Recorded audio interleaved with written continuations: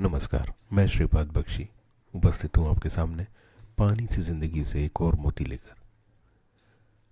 Britain की आर्थिक स्थिति और वर्तमान जीवन स्तर पर समाचार पत्र में छपे एक लेख पर ध्यान गया। इस लेख की माने तो 1950 के बाद ब्रिटेन में पहली बार जीवन स्तर में गिरावट देखने मिल रही है। 1970 के बाद पिछले 2 वर्ष महंगाई सर्वोच्च स्तर पर रही और लोग अब महंगाई का बोझ महसूस कर रहे हैं। इसके परिणाम स्वरूप लोग अब बाहर कम निकल रहे हैं, होटल और रेस्टोरेंट में जाकर खाना कम कर रहे हैं, बार में शराब और सिगरेट की बिक्री पर असर पड़ा है और लोग ब्रांडेड की जगह लोकल सामान खरीद और उपयोग कर रहे हैं क्योंकि वे सस्ते होते हैं।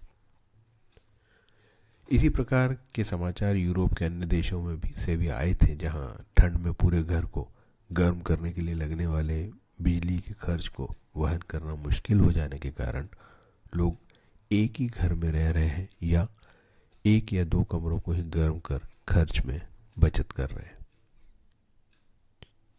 आर्थिक दृष्टि से देखें तो ये देश हमारे देश की तुलना में काफ़ी आगे हैं। इसलिए यह अनुमान लगाना ज़्यादा कठिन नहीं होगा कि खासकर फिजूल खर्ची में वहाँ 40 से 50 वर्ष के पूर्व अमूमन वही हालात रहे होंगे जो आज हम हमारे खासकर शहरों में देख रहे हैं। यदि इन समाचारों में उल्लेखित कालखंड को देखें तो यह चक्र एक शताब्दी का भी नहीं दिखता।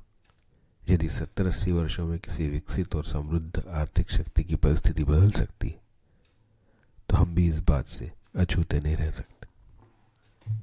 दुनिया के लगभग सभी नामी गिरामी ब्रांडेड कंपनियों का हमारे देश में आकर व्यापार करने में उत्सुकता और रुचि दिखाना, लगभग दुनिया की सभी कार कंपनियों द्वारा उनके उत्पादों को हमारे देश में बेचना, खान पान के लिए विश्व प्रसिद्ध कंपनियों द्वारा हमारे देश में आउटलेट खोलना यदि प्रगति और समृद्धि की निशानी है तो हम इस बात से इनकार नहीं कर सकते कि हम विकासशील हैं और लगातार समृद्धि के पथ पर बढ़ रहे हैं।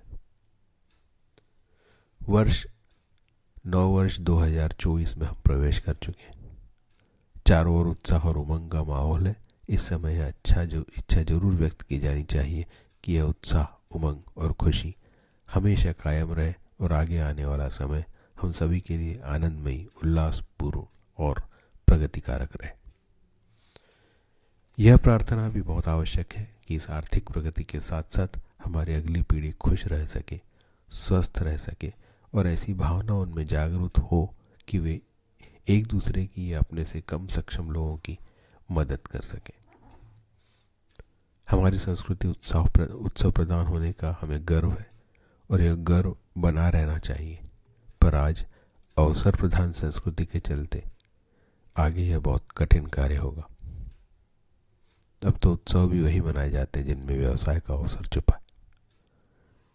इंसान को इंसान से जुड़ने वाली रिश्तों, नातों, आस पड़ोस और समाज को आपस में जोड़ने वाले हमारे त्योहार, रीति रिवाज और प्रचलन यदि आर्थिक समृद्धि के आवरण में नेपथ्य में न चले जाएं तो हमें वे सारे कार्य मजबूरी में नहीं करना पड़ेंगे जो आज ब्रिटिश लोगों को करना पड़ रहा है।